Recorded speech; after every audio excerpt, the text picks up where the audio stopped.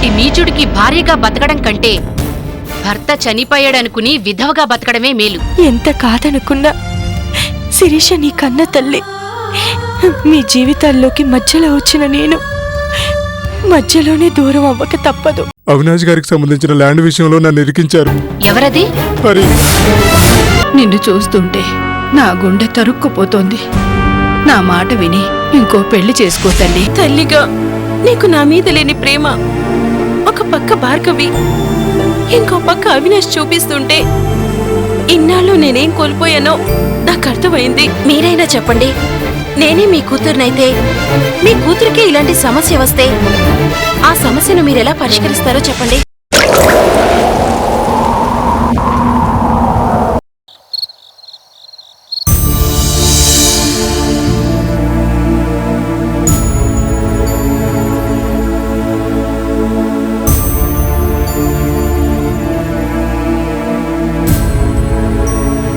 శిరీషకి నేను అన్యాయం చేశానా బోనా?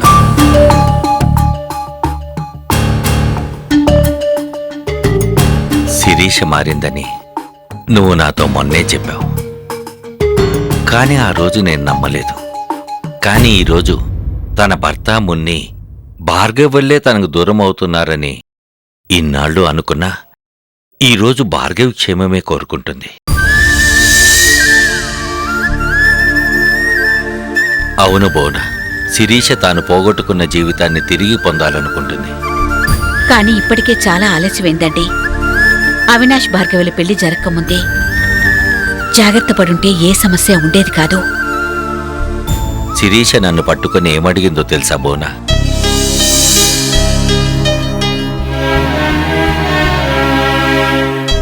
మీరే నా తండ్రి అయితే నా సమస్యలు తీర్చరా అని అడిగింది. శిరీష కుమిలిపోతుంటే చూడలేకపోయాను. నా గుండె తరుక్కుపోయింది బోనా. మీరు బాధపడకండి. ప్రతి కూతురు మీలో తండ్రిని చూసుకుంటుంది, ప్రతి తల్లి మీలో కొడుకుని చూసుకుంటుంది, ప్రతి చెల్లి మీలో అన్నం చూసుకుంటుంది. అదేనండి మీలో ఉన్న గొప్పతనం. పాపం ఆ శిరీష చేసిన తప్పే ఉంది, ఆ వైజయంతి పెంపకంలో ఉన్న లోపం తప్ప.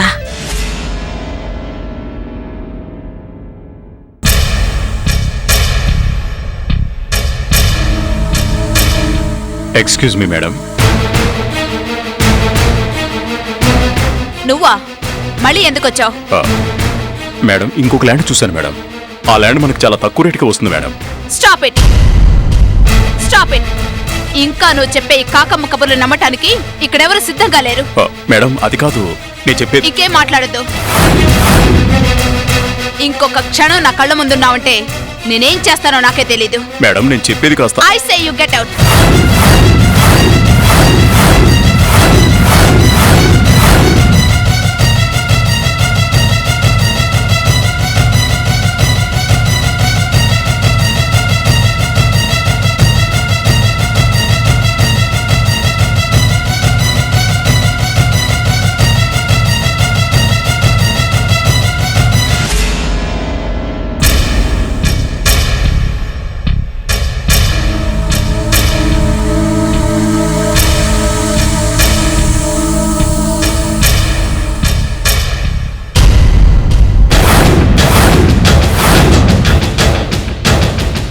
హలో హరిగారు, ఎలా ఉన్నారు?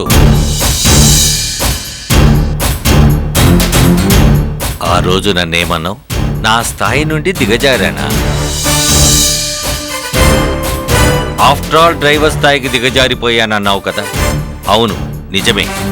కానీ ఆ స్థాయికి ఎందుకు దిగజారిపోవాల్సి వచ్చిందో తెలుసా? ఇంకొకరి మంచి కోసం. ఎదుటి వారి బాగు కోరేవాళ్ళు నీ దృష్టిలో దిగజారినట్టే కనిపిస్తారు. ఎందుకంటే పాపాలు చేయడం నీకు అలవాటైపోయింది కాబట్టి.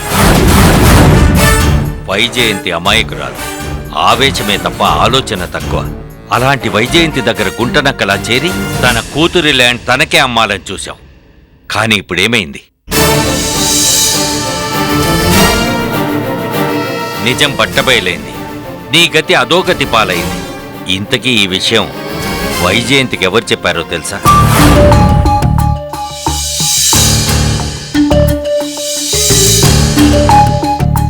నేనే.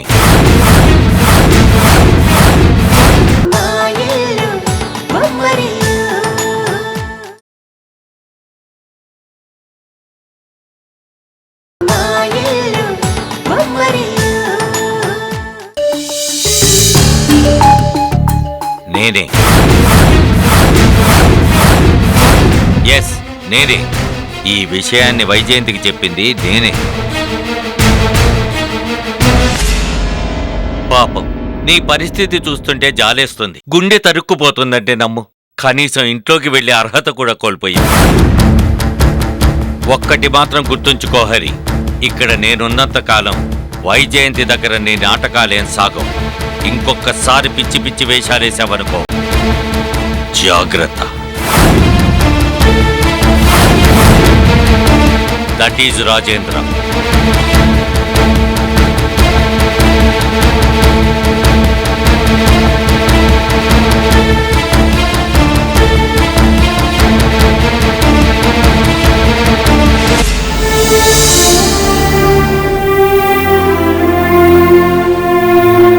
నిన్ను చూస్తుంటే నా గుండె తరుక్కుపోతోంది. నా మాట విని ఇంకో పెళ్లి చేసుకో తల్లి. నీ కోసం కాకపోయినా ఈ సమాజం కోసమైనా నా మాట విని ఒప్పుకో తల్లి.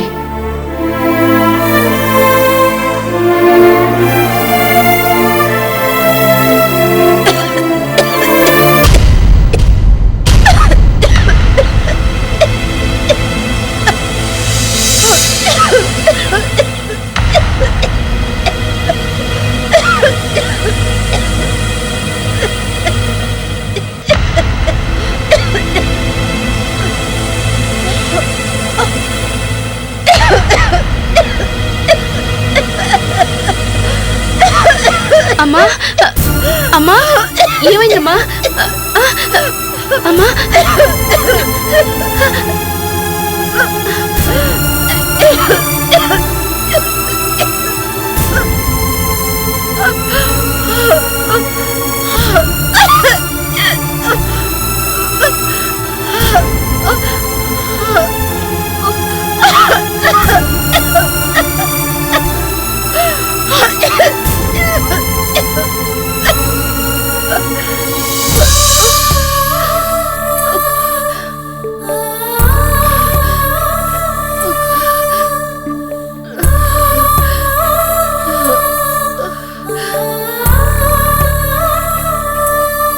నీ రుణం ఎలా తీర్చుకోవాలమ్మా? కన్న కూతురు కూడా ఇలాంటి సేవలు చేయాలంటే అసహించుకుంటుంది. అలాంటిది కోడలు అయ్యుండి నువ్వు ఇలా. ఊరుకోమ్మా, ఊరుకో. ఏమిటా మాటలు? నువ్వు నన్ను ఎప్పుడైనా కోడలుగా చూసావా చెప్పు? ఏ తల్లి తన కూతురికి పంచని ప్రేమని నువ్వు నాకు పంచావు.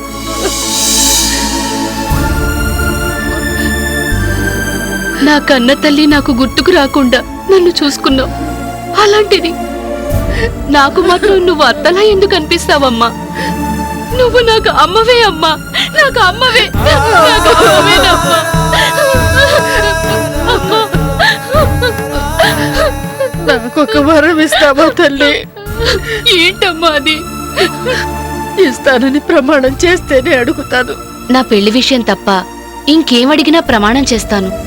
నాకు ముందు ప్రమాణం చెయ్యి.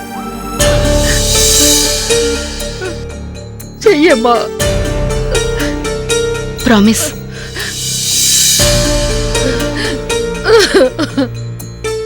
ఇప్పుడు చెప్పు, నీకేం కావాలి?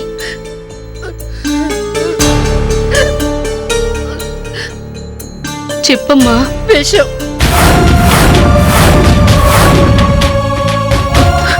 అవునమ్మా, నా కొడుకు నీకు చేసిన అన్యాయం మర్చిపోలేకపోతున్నాను.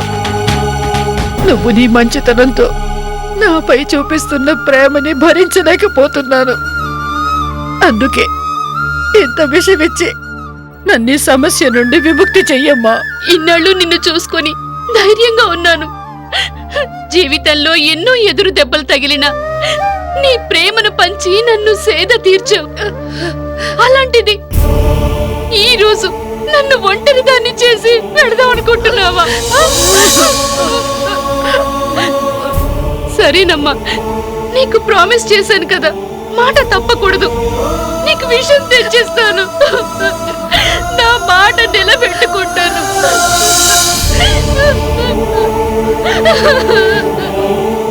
కానీ ఒక్కటి గుర్తుంచుకో, నువ్వు విషయం తాగాక చనిపోవడానికి ఎంత టైం పడుతుందో ఆలోగా నా పిస్టల్తో నన్ను షూట్ చేసుకుని నీకంటే ముందు నేనే చనిపోతాను.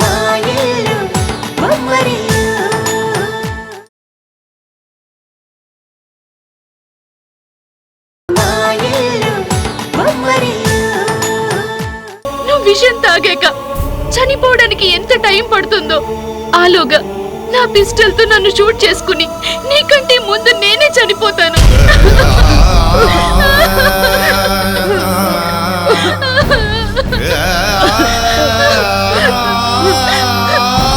పిచ్చిదానా, పిచ్చి ఆలోచనలు మానేసే. నీకు నేను, నాకు నువ్వు, అంతే. ఈ ప్రపంచంలో మనకెవ్వరూ లేరు.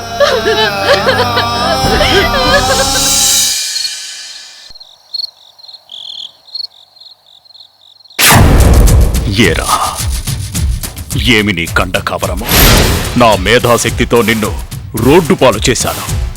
కార్లలో దర్జాగా తిరిగే నిన్ను కారు నడుపుకుని బతికే డ్రైవర్ దుస్థితికి తెచ్చాను. అయినా నీ పొగరు అనగలేదా? ఈరోజు ఆ వైజయంతి నన్నే చీకొట్టే దుస్థితి కల్పిస్తావా? ఏమైంది సార్ ఈరోజు? ఆ దుర్యోధనుడు మీకు పూనాడా ఏంటి?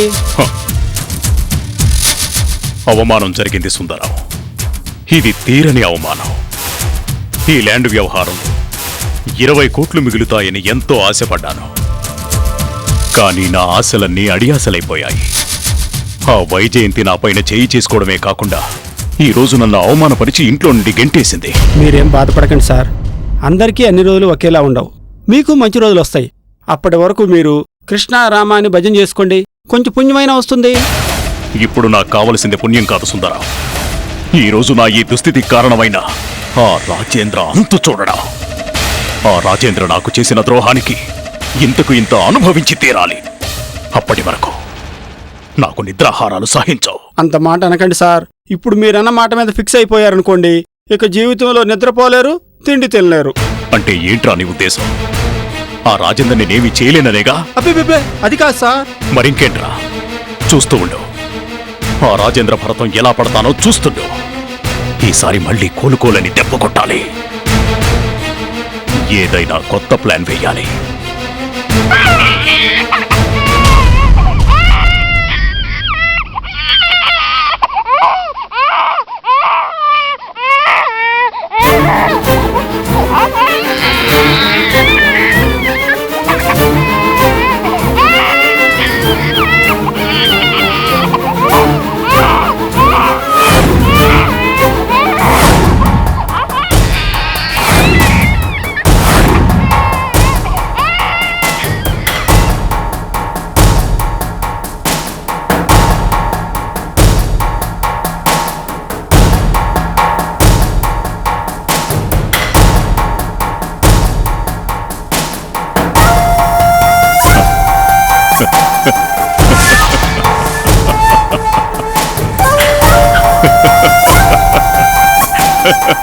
ఏమైంది సార్? ఏంటి సడన్గా అలా నవ్వుతున్నారు?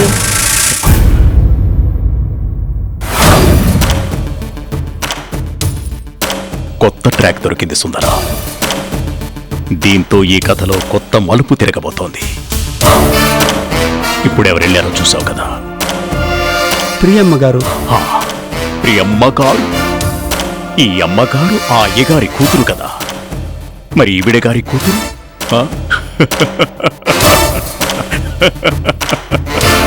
ఆయన గారికి మనవరాలు. చాలు, ఈ ట్రాక్ చాలు.